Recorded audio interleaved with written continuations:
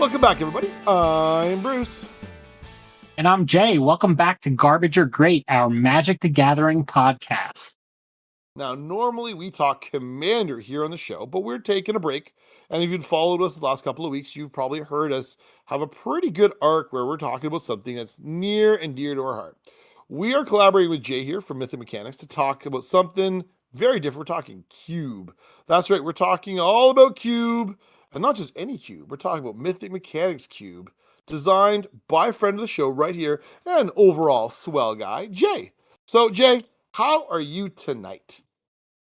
I'm doing good. I started a new job this week. It's going well. Everyone's super nice. How are you? I'm glad to hear you got employment is good. We're doing okay. So I teach middle school, and we're now into the spring, and officially things are starting to come a little unglued, little frayed around the edges, with the students being a little bit, hankering for the summertime, but we're not there yet. Now where you live, Jay, when does the school year end for students generally? Is it like, are you guys end of May sort of story, or is it into June yet? The colleges will end in May, and but some of the high schools will go right until the first week of July. Ooh, oof. Yeah. Right. So here in Ontario, we're teaching right up until the 26th of June, I think. So it's like going to be good on like just about proper summer yet for us. So so we still got like 6 or 7 weeks of school still to go. But boy, oh boy, it's going to be a long haul to get there with some of my young friends being a little bit, let's say, rowdy these days. Whew. It's that time of year, the birds and the bees, those young kids. Oh, don't have to tell me, man. Don't have to tell me. I encounter all the instincts and reptile brains going crazy, right? Yeah, yes, it is. And then the antics that follow. So I'm actually very happy to be here tonight talking about something far more sane, something far more like just calming to my soul. We're talking cards from Mythic Mechanics Cube, and we're breaking down all the red cards today. So we've gone through white, blue, and black. So we're up to the red, and we're getting ready to tackle it and just whatever else. So, but Jay, before we go any further, can you help somebody who maybe just joined us today for the first time? What is the Mythic Mechanics Cube? Mythic Mechanics Cube is a do-it-yourself proxy vintage cube focused on mythics and rares as the preferred rarity. So I'm pretty much just skipping uncommons and commons, trying to make each card great on its own. And an easy way to do that is just stack it full of mythics and rares. It's a Singleton format, and I'm attempting to include one of each of Magic's 300 plus game mechanics. I got some nostalgia in there, but I'm trying to stay away from the most broken stuff. And I don't want to call it anti-synergy, but it's kind of focused on the old school Magic, the old school bread theory, cab theory, and cards that affect the board. Indeed. Sounds good.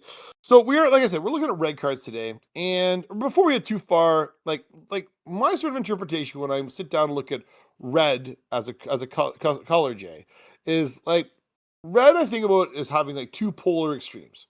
It has one extreme where it's like the hyper efficient creatures and backed up by red removal to sort of clear the road, get those things through. So, and then at the other end, I've got like the big, expensive dragons that have like sort of been iconic in the game of Magic. Now, were you looking for any sort of like directions or themes or ideas that you wanted to see expressed through the cards in your cube here? I have to admit, I was focused on each card by itself and not, as I said, not on a lot of the synergy. Trying to really fit each of the mechanics in there was the first really iteration of this cube. And like we've talked about in past podcasts, now I'm getting to the point where I've seen it played several times. We've been through several drafts with the cube. Everybody's having a good time, but I really noticed like no one's building a mono red deck. And even though I was kind of just looking for a good time, beer and pretzels kind of game, and trying to avoid the try hard combos. Uh, when you really take a look at it, some of the red cards just don't make sense. Some of them uh, can be good on their own, and some of these are cards that could be easily abused in a lot of other formats, but in this sort of setting, that's very creature heavy, low on the removal, low on the artifacts, and low on the tokens. Um, Red's turning out to be a little bit more tricky than I thought it would be. So now I'm to the point where I'm looking to add maybe some direct damage, some more removal, some X spells, and maybe swap out some of these red cards for other cards with the same mechanics, or maybe even move some of the mechanics into other colors. Right. What are some cards that jump out at you? Well, looking at it, so the first one that is right as a wooden drop is Ragavan Nimble Pilferer, which if people are familiar with it, this has been a very, very powerful card because it can snowball out of control very quickly. So if people have played with Ragavan before, when it starts dealing combat damage, and it comes down as like a Savannah Lion. It's like a 1-mana 2/1, and you can even dash it out if you need to sneak it through. But it comes down like on turn 1, and if your opponents don't have a way to remove it or block it, it very quickly can snowball out of control and accumulate you a lot of value. And that usually is like the precursor to a really strong mono red deck with things like Lelia and then Broadside Bombardiers. And if we're gonna keep going, Bombardiers is in the cube, so like there is the foundation here for a pretty powerful low slung red aggressive build here. Yeah, my goal was to find cards that are great on their own, and I think I did the job here. I certainly succeeded. Of course, with Broadside, you'll have to find something to sacrifice. There is ways to do that, but I didn't see anybody really abuse it yet. Um, but that just makes it more of a strategic play as opposed to using it with some infinite token producer that totally breaks things. Um, but in many cases, like I've said before, I was just kind of picking the most expensive, the card with the biggest wow factor with Yeah. each mechanic, and sort of putting it together there. Obviously, with stuff like Magda, the Horde Master, we're probably going to have to watch out. But I haven't really seen it get abused yet. No one's really built a straight red deck. They've sort of just mixed red with other colors. Right. Well, I'm glad I do like the fact that like in the list there is not a lot of ways to really really truly abuse bombardiers, and forces a player to use bombardiers in a way where they have to be tactical about how they choose to set what they choose to sacrifice and how they choose to use their resources to, because now they are legitimately trading cards for the effect. So whereas sometimes it gets stuffed in a spot where it's very easy to throw, hapless junk around at people. So it's kind of, I do like the fact that you picked some stuff here that you have tools, but they're not as intuitive and obvious as just things that lay junk around all the time. Corey Steelcutter is another one that sort of gets my attention. And it really rewards you for playing like 2+ spells a turn.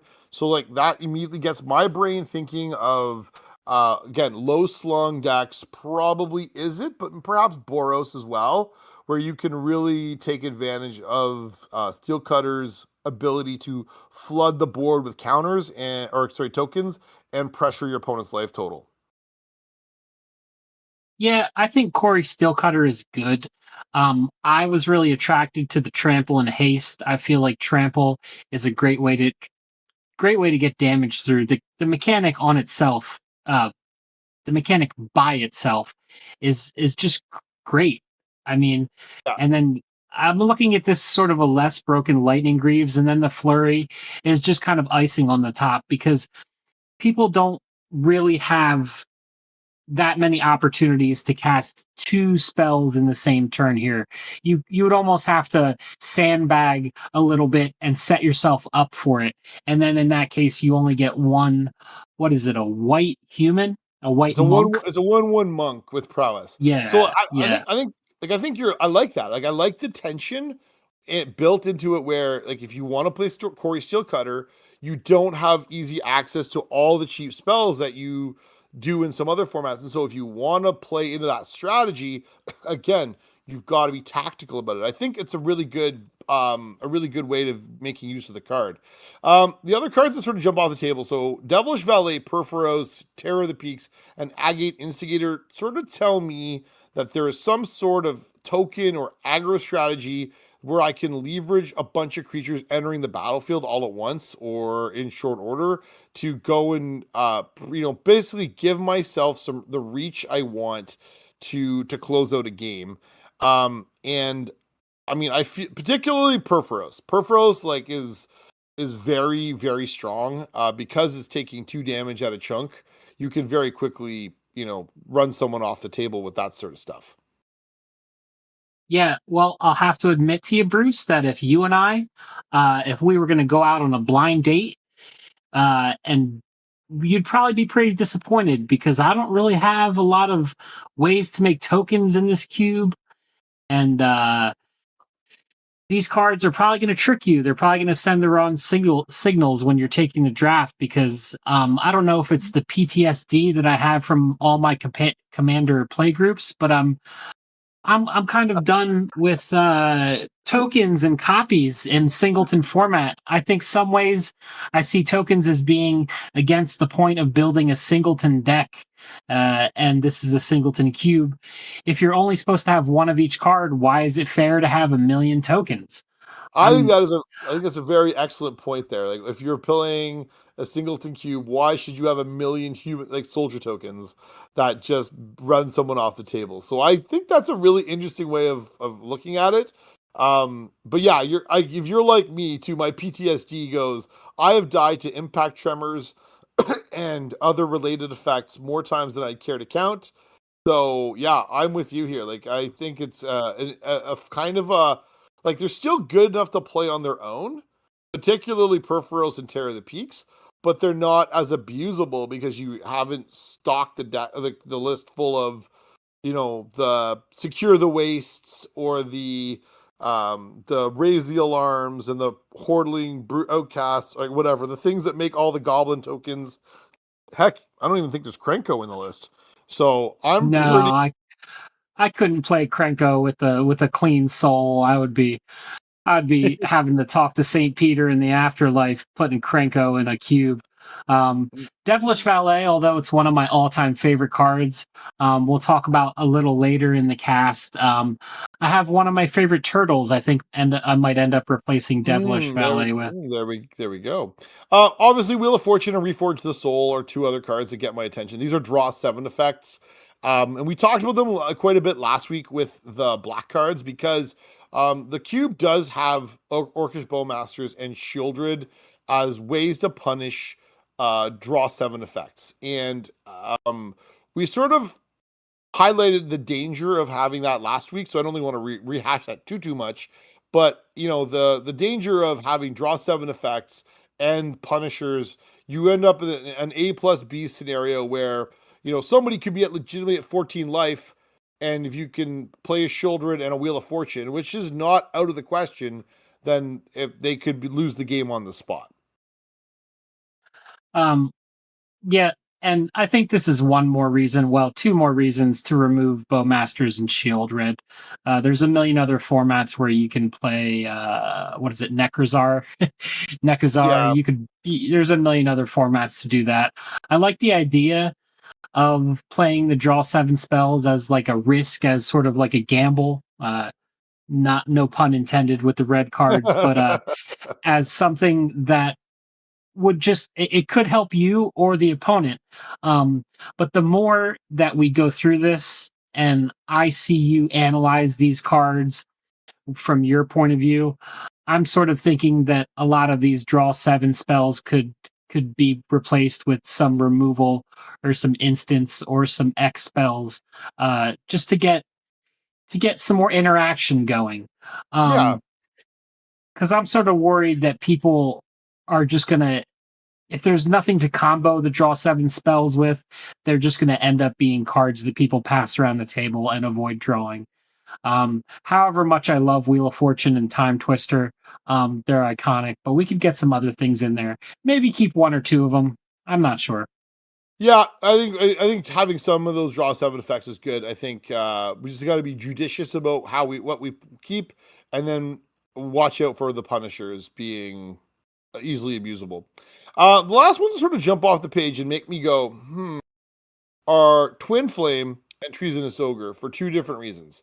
The Twin Flame, because of the fact I know it combos very easily with Dualcaster Mage. Now, I also will say right now, their audience, that Dualcaster Mage is not in the list, suggesting that Twin Flame is probably safe. It's like a value play, and Twin Flame makes copies of tokens of creatures, which can be powerful, but is decidedly less broken than if you can win the game on the spot. The other one is Treasonous Ogre, which, if you're familiar with Commander, people routinely play and then pay a bunch of life into to cheat out large, scary things. Usually a dinosaur, but it could be a dragon or some of the other cool cards over here at the end of this, at the end of his list here. So, those are cards that I sort of get me thinking, because fast mana and copy effects are known to have allowed games to get out of control. When I originally built this, I didn't see them as too powerful, but I'm growing to see your point. I'm not even sure Twin Flame is going to have that many targets available, so you might only end up making one or two copies max. And in my head, the ogre can give you what, 6 mana before you die with 20 life. Yeah. I'm thinking I should focus on each card is great on its own and stay away from these synergy pieces. Um, we'll see how it I, goes. I haven't seen yeah. anybody really break them yet. I'll keep an eye on it, I think. Well, I think it's a good way of looking at it, but I think it's a good way of putting it. I think Treasonous Ogre is a good card, but it is a synergy card. Like, it is looking to synergize with something else to enable you to put a thing that's really big on the table much faster. Like, if you resolve Treasonous Ogre on turn 4, and then you go and spend 15 life, and you slam your Terror of the Peaks, you're probably in a pretty good spot to win the game, right? Like, you'd think normally, right? Yeah, especially with this the amount of removal in this cube. I'm thinking you're probably kind of right that if you get that treasonous ogre out and you have a big bad creature in your hand to drop with that mana, you're probably going to be making trouble for your opponent. Yeah. Yeah. But anyway, I don't think the card is I mean, obviously it's a good card. I don't think it's as terribly broken as it is when you're playing in Commander, where people will literally tutor it up for the purposes of casting their Commander, which is usually a Tali Primal Conqueror, the 7 mana one, which is kind of crazy, and feels very, very bad when you get wrecked by it. So, Jay, should we go through and have a crack a pack and just see what it looks like? Yeah, I think so. That's probably a pretty good idea. We're going to use Cube Cobra for that.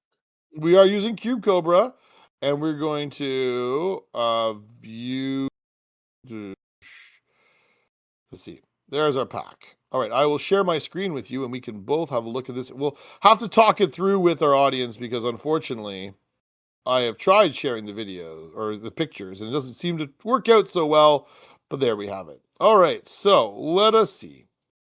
In our cube pick from our dear friend Jay, we have Battle Angels of Tyr. So 2 white flying angel. It has myriad, and whenever Battle Angels of Tyr deals combat damage to a player, draw a card. If that player has more cards in hand than each other player, then you may create a treasure token. If that player has more lands than each other player, then you may gain 3 life. If that player has more life than each other player.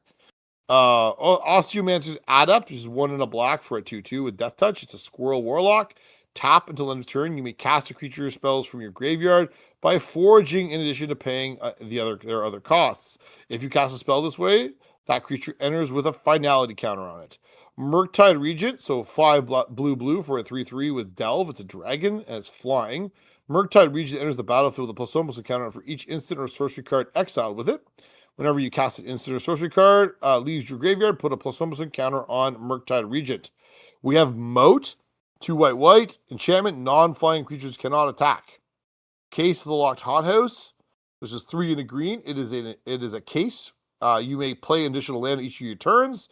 To solve the case, you control 7 or more lands, and once it is solved, you may look at the top card of your library anytime, and you may play lands and cast creatures and enchantment spells to the top of your library. We have Slicer, which is 4 and a red for a 3/4 with double strike and haste. It says at the beginning of each opponent's upkeep, you may have that player gain control of Slicer until end of turn. If you do, untap Slicer, goad it, and it can't be sacrificed this turn. If you don't, convert it. If you convert it, it is a 3/2 with first strike and haste. It has living metal, meaning that when it's not your turn, it is not a creature. And whenever Slicer deals combat damage to a player, convert it at the end of combat. And you can cast it for more than meets the eye cost, which is 2 and a red, so you can get it onto that 3/2 side very early. Springheart Nantuko is 1 and a green for a 1/1 enchantment creature insect monk with Bestow for 1 and a green. Enchanted creature gets +1/+1 and landfall. Whenever a land enters the battlefield under your control, you may pay 1 and a green. A Springheart Nantuko is attached to a creature you control. If you do, create a token that's a copy of that creature. If you didn't create a token this way, create a 1/1 green insect creature token. Then there's Time Twister. Oh boy, 2 and a blue. Set Time Twister aside in a new graveyard pile. Shuffle your hand and library and graveyard together into a new library. And draw a new hand of 7 cards, leaving all the cards in there in play where they are. Opponents must do the same. That is a really weird way of wording what it now does. But that's the alpha, because I have the alpha art in there. That's what that's all about. We have Zuko Firebending Master, 1 and a red. His first strike is a human noble ally and is a 2/2. Firebending X, where X is the number of experience counters you have. Whenever you cast a spell during combat, you get an experience counter. You have Jadar, Ghoulcaller of Nephalia, 1 and a black for a 1/1 legendary creature, human wizard. At the beginning of your end step, if you control no creatures with Decayed, create a 2/2 zombie creature with Decayed.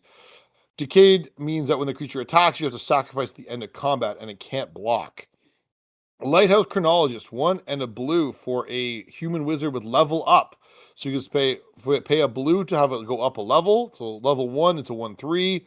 Level 4 to 6, it is a 2/5, and it is 7+. At the beginning of each end step, if it's not your turn, take an extra turn after this one. And then we have Cloud, white for when Cloud enters, search your library for an equipment card, reveal it, put it in your hand, and shuffle. As long as Cloud is equipped, if an equipment of Cloud or equipment attached to it triggers, that ability triggers an additional time. Archangel of Thune, 3 white, flying, lifelink. Whenever you gain life, put a +1/+1 counter on each creature you control.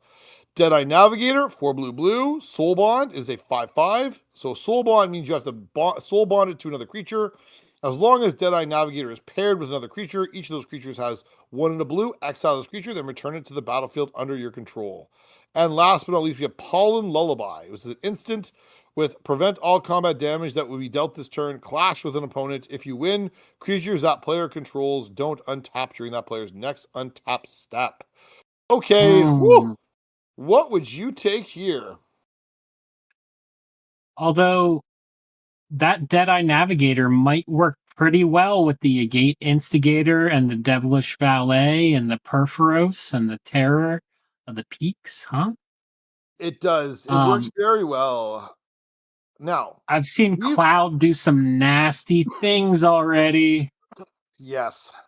Yeah. And that Archangel of Thune, I don't know what it is about Cube Cobra's algorithm, but I feel like all the packs we've cracked have had Archangel of Thune. Am I off there? Or am I crazy? Think so. I think we've seen it at least twice, I think, now in 4 weeks. So,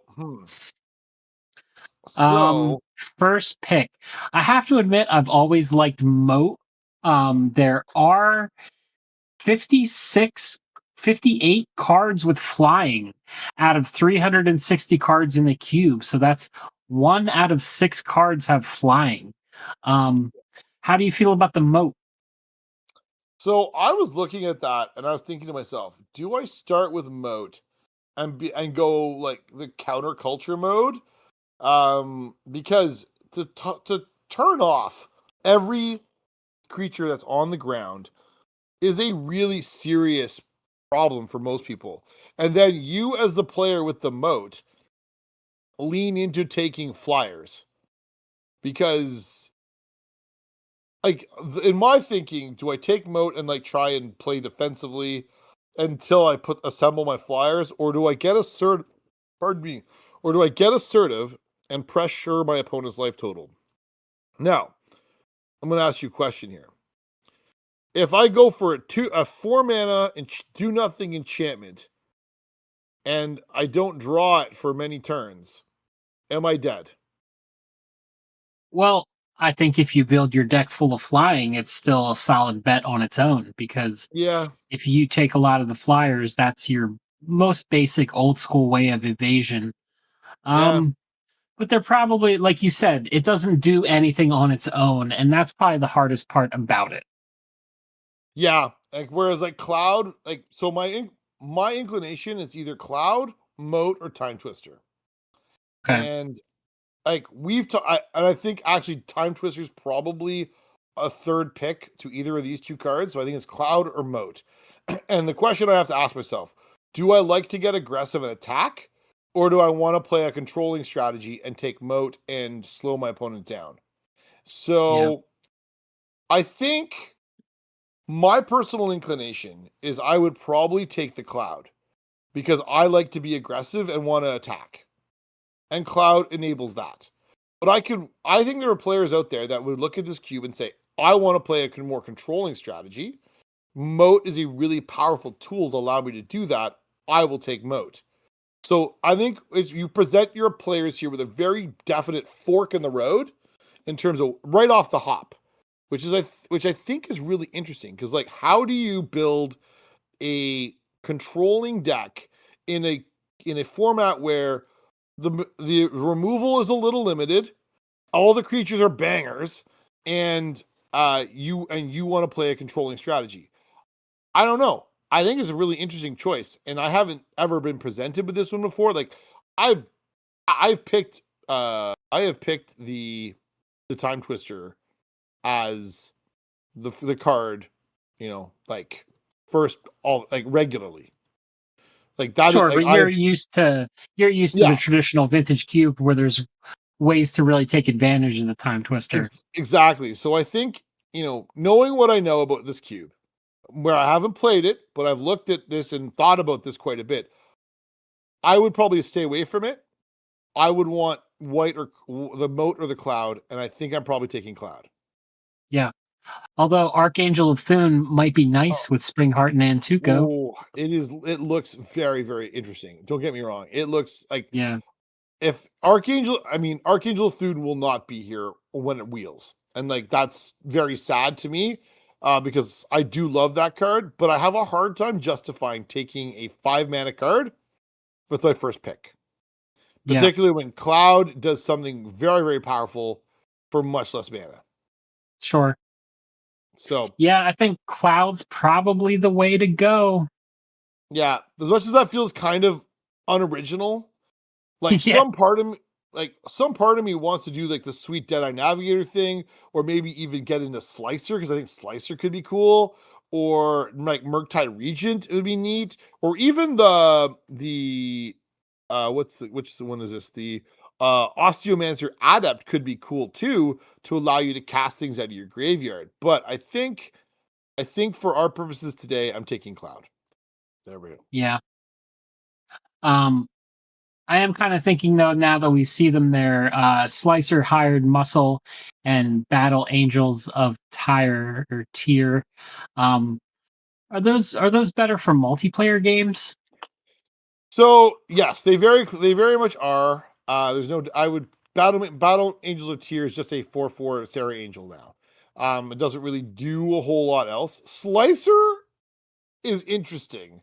It is in a multiplayer game, it is very potent and it is borderline cracked. I have seen it do some very terrifying things because it just doesn't stop dealing damage to people, and the people who don't remove it just keep getting smacked by it.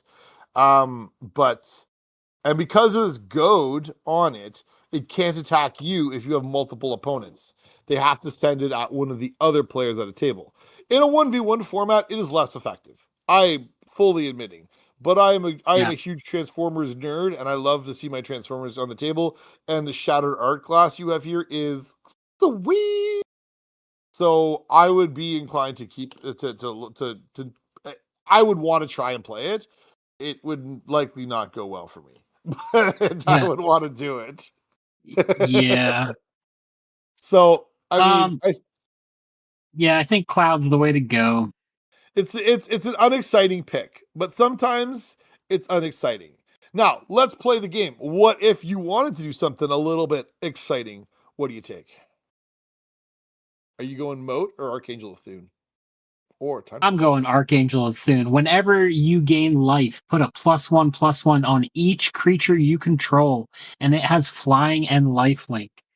Yeah, I That's think kind of nuts. it's kind of nuts. Super good card. Yeah. Super good card. All right. I like it. So we've got our choices here. All right. So let's go back to our looking at red. I got some questions I got to ask Jay. You ready? Shoot. Yeah, let's hear it. All right. Well, there are two more draw sevens that are in this particular list. How do we feel about the draw sevens? I kind of like them personally. I think that we could definitely replace them with some more interaction. I think they are not as broken as most people are used to them being if we take out the group slug cards like Shield Red and Orcish Bowmasters. I think those are the only two. I think we take those two Uh, out. yeah, Um, I think those are the only two. but I don't really mind them. I like the gambling aspect of them, the risk reward, the this could go good for me, this could go bad for me. But also I feel there's a decent amount of low casting cost cards in each color right now. We have four one casting cost creatures, one, two, three, over 10 two casting cost creatures, and then probably eight or nine three casting cost creatures. So you could probably build a strategy with lots of low casting cost stuff and hope to get more value out of them than your opponents. So I feel like it's a nice risk reward kind of card. I'm kind of okay for keeping them in now. I'm probably gonna again take out Shield Red and Bowmasters and see how it goes. Yeah, I'm fine with the draw seven effects. I think you're right to like be erring on the side of maybe shaving one of them. Between red and blue, we have quite a number now that we've identified, and maybe they don't all need to be there. All right, Yeah. next, how do we feel about the extra combat phases? So this one in this list, there are four red cards that provide extra combat phases. So there's the combat celebrant, there is the which is the card I have here? It is the Karlach, um, Karlach Fury of Avernus, and then you have World at War and Savage Beating. So how do we feel about extra combat phases? I sort of feel like they're part of what red does in modern magic ever since red's moved away from the direct damage and the rise of creatures being more important than spells now. I sort of see that as one of red's things that red does and what the red mages are going to be looking to do. So I haven't seen anyone really take too much advantage of them yet. Karlach's a huge casting cost. Combat Celebrant's kind of cheap, but it has low toughness, so it can be taken out pretty easily. Um, what's the casting cost on Savage Beating? The other Savage. two are both at 5 mana, but Savage Beating has an entwine effect. Okay. So you can give them double strike, and then you can, so for 7 mana, they all your creatures get double strike, and there's an extra combat phase. So you could, see that one being a way to win the game out of nowhere. World at War has the extra combat phase text, but it's got rebound, which is kind of a funky ability. Yeah. I think the red creatures, like we talked about, especially in the middle, the threes and the fours, aren't too great. So I think if someone does the right thing and they mix red with the right color and get some of the more value based creatures that have good bodies on them for good casting costs, that these probably could get out of hand, but I haven't seen it happen yet. So I think this is another thing I'm going to have to keep an eye on as the cube evolves and we add some cards and take some cards out with the new sets and the new mechanics coming out. Right. I think for starters, I think one of the big factors is the fact that they are not things that can be repeatedly used in the same turn. So there are a couple of enchantments that will allow you to continually trigger them over and over and over again. So the fact that this list doesn't have the wild amounts of treasure makers and ramp that allows you to activate enchantments that like allow you to take multiple combat phases every turn is a definite benefit for sure. All right, what do we think about Wrecking Ogre? Does this really match with the power level of what else we're doing elsewhere? So, Wrecking Ogre is 4 and a red for a 3/3 with double strike, and is Blood Rush for 3 red red. So you can discard it and target attacking creature gets +3/+3 against double strike until end of turn. Does this really match up with what you're doing? I mean, I was okay with it. I'm really interested in how you feel about it. Um, with the way that you look at things a bit differently than I do. Sometimes I just don't see everything that other players see. So I don't love spending 5 mana on a 3/3, even with double strike. Like, yes, double strike is a super strong ability, and so this can hit like a ton of bricks. But frequently, this is going to be a 3 mana thing that dies to a piece of removal, and you sunk 5 mana into it. So you're like, it's just not the sort of thing that's going to like dominate the table. Where like looking at your other 5 drops, like Karlach is like super busto. Neheb I've seen make an awful lot of mana. The Skargan Hellkite is like a big old dragon. Slicer is interesting. I think it's kind of weird, but Terror of the Peaks is a huge problem. Twin Flame Tyrant is another one that's a gigantic problem. And then you have Wrecking Ogre. So, like, if we're looking for the mechanic, there are other options in for Blood Rush, but 5 mana for a 3/3 with double strike, to me doesn't really hold water in this compared to some of the other options that are available in this cube. Yeah, I have to agree with you. I think I probably just got stuck on this one. I think there's 13 total cards with Blood Rush, and Yeah, only 2 of them are rares. So I think that yeah, that's probably where I got to Wrecking Ogre at this point. That's kind of how I got there. I was like, yeah, oh, there's only yeah. 13 cards. Yeah, and that's really the dilemma with the Blood Rush mechanic. It was only a gate crash. It's only ever been once, and only 2 of them were rares. And the other rare has been downshifted to uncommon, a Pyrewild Shaman. So it's not like it's yes, you can find it printed as at rare, but it really doesn't. It also is not a great choice. But the fact that you can trigger Pyrewild Shaman at a much lower rate, like it's 1 in a red to activate it to blood rush it as opposed to 5 mana. I don't know Mm. who's keen on blood rushing a 5 mana spell out of their hand. Anyway, I don't love The Wrecking double Ogre. strike, I can see how double strike could be good though. Oh, for sure. Like it's like I would say, like if you have it in your hand and you can resolve like a dragon, then you're laughing, right? You can stick it on a dragon, like blood rush a dragon, and maybe kill your opponent out of nowhere, right? Just boom, dead, just like that. So, Bothersome Quasit was a card that we've previously identified that the goad mechanic is problematic.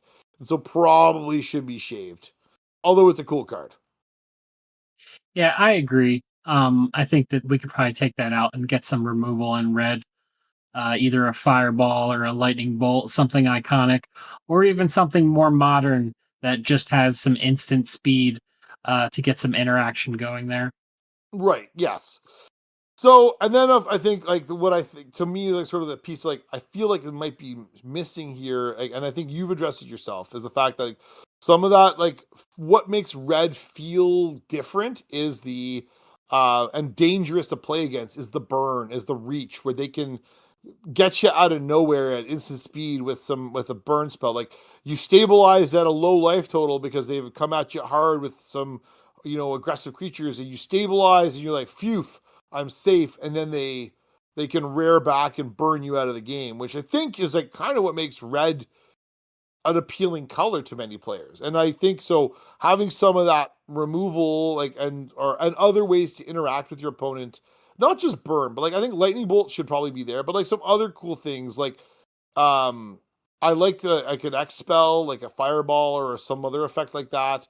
Or deflecting spells like Bolt Bend or Redirect Lightning, which just would be super cool to put in there too, just to sort of give players the ability to interact, which we also really value and think would be make the cube pretty fun.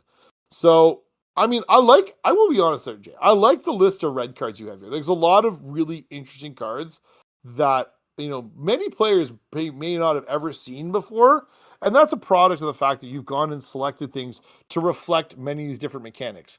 And while some of the mechanics were like really only ever designed for limited and kind of suck, like the Blood Rush mechanic, others are like neat abilities. So, but I feel like as a whole, red, what you have found sort of like looks to me like some of the problem red runs into generally, where like it's got some of the low slung creatures and low inexpensive spells, and then you have expensive things at 5 and 6s, but you don't have a lot of good premium choices through the middle at 3, 4, and 5 mana.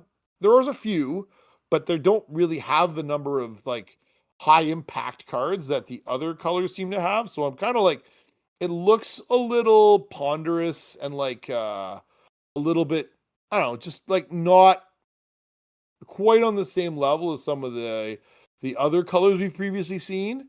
And like I'm and being asked to like make a lot of like win through having the extra combat phases push my creature based decks over the finish line. Yeah, I think by selecting a lot of the best red cards, I just sort of fell into this. And I think this is a great example of why you were right to be concerned about the mono-colored decks. I haven't seen anyone build a mono red deck yet. So I think that red at this stage, with this iteration of the cube, is sort of best used by mixing it with other colors. Yeah. Um, Probably the way to go. Right. Yeah. I also think I do think like having a big X spell would be cool, because like one of the things I think is really neat is that you found a lot of cards that make mana at sort of instant speed or in a really cool way. So there's Cutthroat Raider. You have Neheb, Sozin's Comet, and Tezak. I'm not quite sure. But there's a lot of ways to create infusions of red mana, and not to mention Firelord Zuko. But there aren't a lot of ways to use that mana and turn it into like you need like a mana sink really, and like a big comet storm or some other way to point burn at your opponent's face would be a really cool way to you know give red some of that high risk, high reward capacity that I think makes red a really fun color to play against. So anyway, let's talk about some changes. Like, so what would we cut? So I mean, I would suggest Wrecking Ogre should probably come out, and but respecting the fact that you want to talk about the different mechanics, like would Pyrewild Shaman work as an option? Pyre Wild Shaman. It's 2 colorless and a red. And you can activate its Blood Rush for 1 and a red. Discard it, and target attacking creature gets +3/+1 until end of turn. Whenever one or more creatures you control deal combat damage to a player, if the shaman is in your graveyard, you can pay 3 and return it to your hand. Yeah, I think that's a solid pick. Did they print that at Rare, you were saying? Yeah, it was printed originally in Rare and Dragon's Maze, which is a Okay. set that is notorious for being not very good. But they reprinted it subsequently as an uncommon, which was why it frequently appears in the uncommon slot. But it was a rare originally in Dragon's Maze, and it was I played it to good effect. I thought it was a pretty reasonable card. I like the ability that I can recur it, so I can bring it back to my hand and use it again as a combat trick to help me push more damage or to help clear the help win combat. So I kind of like that as an option. Whereas I think Wrecking Ogre feels like it's like kind of like a one trick pony. Yeah, I think that's a great suggestion on your part. Thank you. No worries. World at War. I like we talked about the combat phases. I think if I was going to shave one, and I think probably shaving one makes sense, I would probably shave the Worlds at War and look for a different card with Rebound. I think Rebound is a tricky card to or a mechanic for many players to play with, and I'd be a little bit hesitant to put it on an extra combat phase, which additionally is also a bit of a tricky card type to utilize effectively, and people can screw up the timing of it if they cast it incorrectly. So I would be a little bit leery of that one to just prevent like the feel bads of Rebound going astray. Yeah, I think we could probably throw in something like Into the Vortex, maybe, or if we wanted to go with the blue card, Recurring Insight. Uh, those have been two of my favorites. Consuming Vapors isn't terrible. I don't know. Yeah, Consuming Vapors isn't bad. I like Blessed Reincarnation as kind of a neat effect in blue, because it is a piece of removal. But that's my own personal choice. It doesn't remove it outright because it does replace the creature. But it does sometimes solve the problem. Yeah, Um, Ephemerate's always a nice card to have. Ephemerate is good. I like Ephemerate. And it's always a card that again you do have to balance it with what are the ETBs in the cube to be sure that you don't accidentally enable something truly crazy. But yes, indeed, I do like Ephemerate as a choice. Additionally, I think Skargan Hellkite, if you're looking for the riot mechanic, I think is expensive, and I don't think it matches up. You've already got a couple of really good dragons. The Twin Flame Tyrant, the Terror of the Peaks are two excellent dragons. And Skargan Hellkite kind of feels like the weak sister here, so to speak. And I'm just wondering if I appreciate the chances are probably playing the riot mechanic is the goal here. Am I right there? Correct. I was just going for the riot mechanic.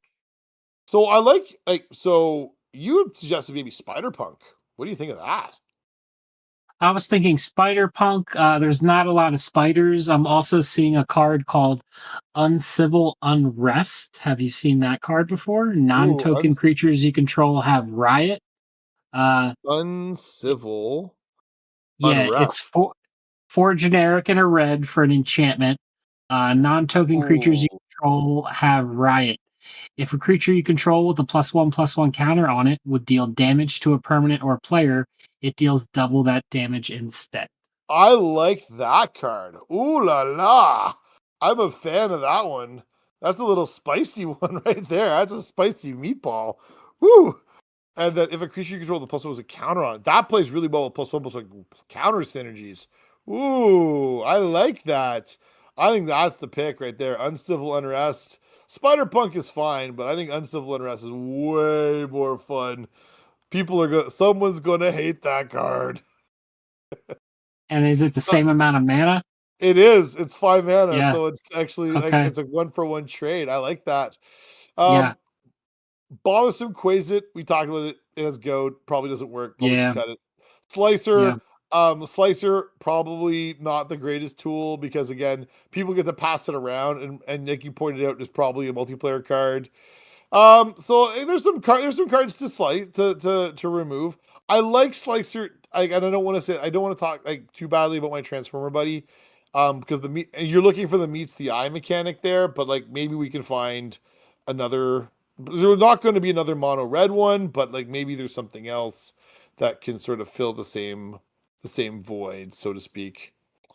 Yeah, I have to agree because for the first iteration of this cube, I was really focused on making sure that we had a equal amount of creatures at each mana value across the board.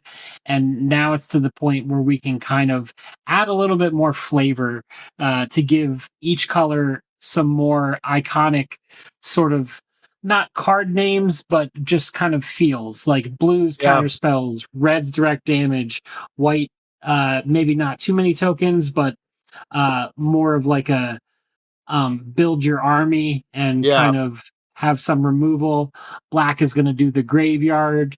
And which one am I forgetting? Green, big yeah, old baddies. Big yeah. Big old old baddies. fatties. So let's talk about some of the pickups from some of the other most recent sets. So let's start back with the Ninja Turtles. What do you think if you could like we've got some cuts to make here? Like what would you backfill with something from one of these newer sets? I'm having a lot of fun playing Slash Reptile Rampager. I think it's a great card, even though it costs a little bit more than Devilish Valet. I think people might get a little bit more use out of it in this cube. It has the Alliance mechanic, which is the reason that I put Devilish Valet in there. But I think for 5 mana, it's a little bit more versatile. 7/5 is huge, huge Oh, is it body for ever? 5 mana. Yeah, for sure. I think Slash would be a good option. I think Devilish Valet gets cut because yeah, Devilish Valet is only really good where you can like play a bunch of tokens and make it get really big very quickly. So I think just generically speaking, I think the Slash the Reptile Rampager is the better choice. What about from Lorwyn Eclipsed? I haven't find I haven't really found anything yet. Sadly, I sort of skipped over that set, so I'm going to have to dig into Lorwyn Eclipsed a little bit and try to find something. I think it's the Hexing Squelcher would probably be the most iconic card that you would grab out of there for red, but I am going to have to do some digging for Lorwyn Eclipsed. Yeah, I think that's kind of the dilemma, right? Like you're looking at it and it's like kind of feels like the mono red cards outside of Hexing Squelcher feel a little bit dubious. Like you could go for the Spine Rock Tyrant, which is the dragon, and like maybe sub out, but then now you're putting another 5 drop back like, into the list, which is like I don't know if that's the right choice either. Uh Ashling Rekindled cares about what are we transforming it for? Discard a card if you do transfer. I don't know. Ashling Rekindled, maybe. I don't know. It feels a little bit some dubious choices. So yeah, I get you. What about Secrets of Strixhaven? Anything from Secrets of Strixhaven that sort of jumped off the page? Let me take a look at my notes real quick. I got one, I think. From I got Secrets of Strixhaven. Um, I'm listing out the mechanics, but I don't see anything that's plain red. There's a color storm stallion, but that's red blue. What are you thinking? So, what about the Emeritus of Conflict? The one with with the prepared side of it makes a lightning bolt. That one Oh, could be okay. fun. The improvisation capstone, which is the one with the paradigm, is also interesting. Although it's a very high risk, high reward play. So it's 5 red for a sorcery with paradigm, meaning once you cast it, every turn you can choose to cast it. Exile cards at the top of your library, and until you exile cards with total mana value 4 or greater, and you may cast any number of spells from them among them without paying their mana cost. you could do some pretty crazy things with that. I've seen it literally stomp a mud hole in me, and I am pretty high on the spell. I think it's pretty neat.